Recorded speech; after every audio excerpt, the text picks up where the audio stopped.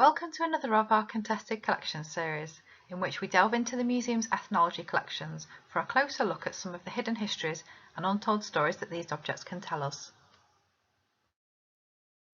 This month I'd like to focus not on one specific object, but on a display of objects, that being our Egyptology display, which can be found in the museum's World Stories Gallery. The Egyptology collection is certainly one of the museum's most popular exhibits, and it is used frequently by our education team for school visits. So today I want to look not so much at the ancient Egyptians themselves, but more at a recent period in Egypt's history. We are going to look at the end of the 18th century and early 19th century, when the French Emperor Napoleon Bonaparte led a military expedition in Egypt and Syria. During this time, Napoleon looted a huge number of cultural assets from the countries, as he also did in areas of Europe. This episode in the history of Egypt has not been openly addressed in the Egyptology displays at Warrington Museum, and I wanted to take the opportunity to hopefully highlight that the history of Egypt is not only about the glory of pyramids and pharaohs, but it is also about warfare, political and religious instability, and cultural theft. So let us start firstly by having a look at where the Egyptology collection at Warrington Museum came from. As usual, there are acquisitions from private donors who may have been lucky enough to have travelled to Egypt for leisure, or who may have been stationed there on military service.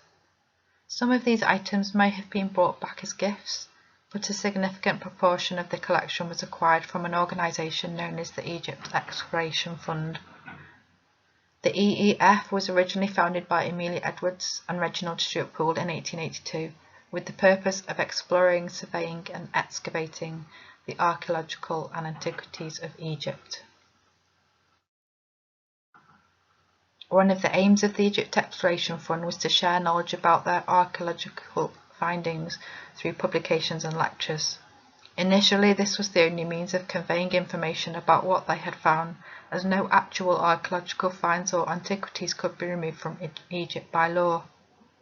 However, negotiations with the Egyptian Antiquities Service did allow the removal of a proportion of finds recovered from licensed excavations, and thus the Egypt Exploration Fund was able to bring back to Britain what turned out to be many thousands of Egyptian artefacts.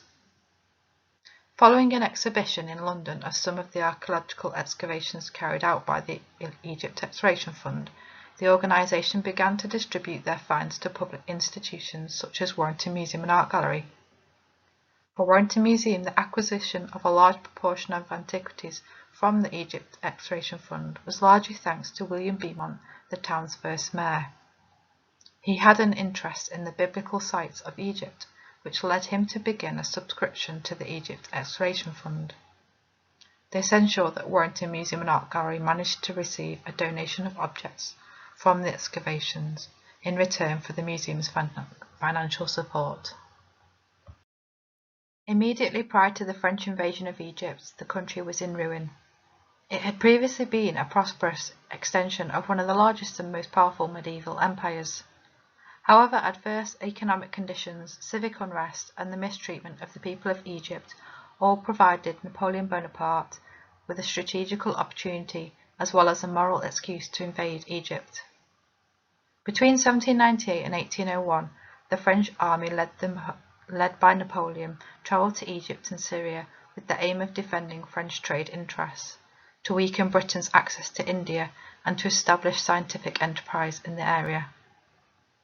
The French campaign comprised of a series of naval engagements which included the capture of Malta, but it did not end as Napoleon had hoped it would. The French army were defeated, and the French troops were forced to withdraw from Egypt and Syria.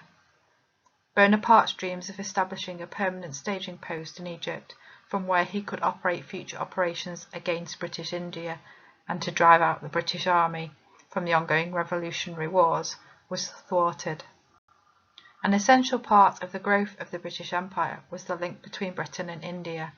Money generated from the relationship very much fueled Britain's ability to maintain a position within the French Revolutionary Wars. Ironically, from a military perspective, Napoleon may have had little success during his campaign in Egypt, but the appropriation of huge volumes of Egyptian cultural heritage that he had was on such a large scale that it can only said to have unquestionably changed European cultural history and the nature of museum collections worldwide forever. One of the most significant battles to take place as part of the French campaign in Egypt and Syria was the Battle of the Nile. This was a major naval battle between the British Royal Navy and the French Republic on the delta of the River Nile in Egypt. The battle lasted for 3 days at the start of August 1798 and was considered as a climax to the larger naval battle in the Mediterranean that had been ongoing for the previous 3 months, involving the French army led by General Napoleon Bonaparte and Rear Admiral Sir Horatio Nelson.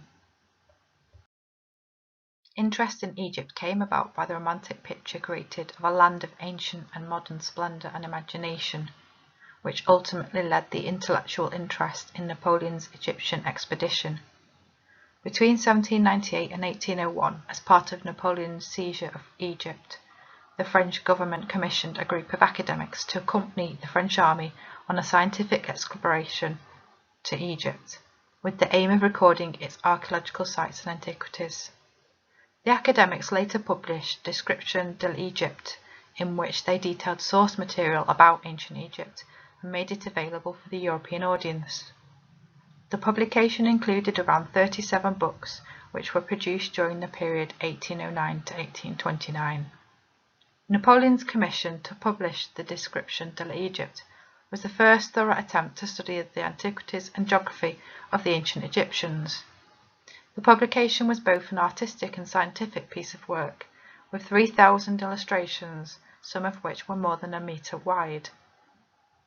This expedition also uncovered one of the greatest archaeological finds of all time, the Rosetta Stone.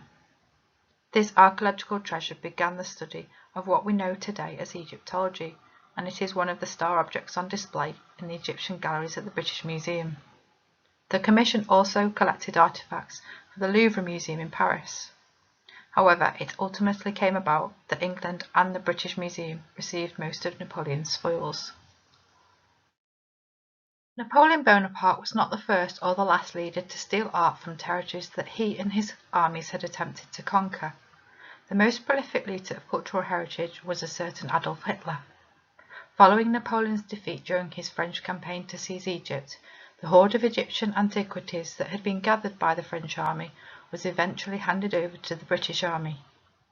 Thanks to the capitulation of Alexandria, created in August 1801, larger antiquities, including the Rosetta Stone, were to be sent to Britain for presentation to King George III, and these were later passed on to the British Museum. Only the smaller items could remain in the possession of France, some of which can be found in the collections of the Louvre Museum. In 1835, the Egyptian anti-export legislation came into place, which prevented the export of antiquities from Egypt. The Rosetta Stone was acquired prior to this, but in fact the Louvre returned 5 Egyptian fragments of frescoes from its collections in 2009. Napoleon's looting had a massive impact on the collections of the Louvre Museum. In fact, the museum was even renamed Musée Napoleon. In bringing his Egyptian antiquities back to Paris, Napoleon wanted to create a grand central museum of all Europe. While the British Museum was the first archaeological museum to boast a substantial Egyptian collection, the Louvre in Paris became the first Western art museum to form an Egyptian department. Following Napoleon's abdication, many works originally seized by his armies were later returned to their owners. So we've been able to see that thanks to William Beaumont, Warrington Museum Art Gallery was able to acquire many of its wonderful Egyptian antiquities from the Egypt Excavation Fund. We also know that local Warrington men from the South Lancashire Regiment, now part of the Queen's Lancashire Regiment, served in Egypt during the period around Napoleon's invasion. A clue to their role in Egypt can be seen in the depiction of an Egyptian sphinx in the design of their cap badge, an example of which can be seen on display in the World Stories Gallery. Many of the streets in Warrington's town centre have an Egyptian theme, in memory of the regiment's battles there against Napoleon. You can still walk down Cairo Street, Suez Street and Egypt Street today. In next month's session we will look closely at 2 objects from our African collection, a Sawi mask and a pair of juju figures. The objects will be used as a starting point for further discussion about the complex history of Sierra Leone, particularly during the colonial era and the period of European trading during the 15th and 16th centuries. We hope you can join us then.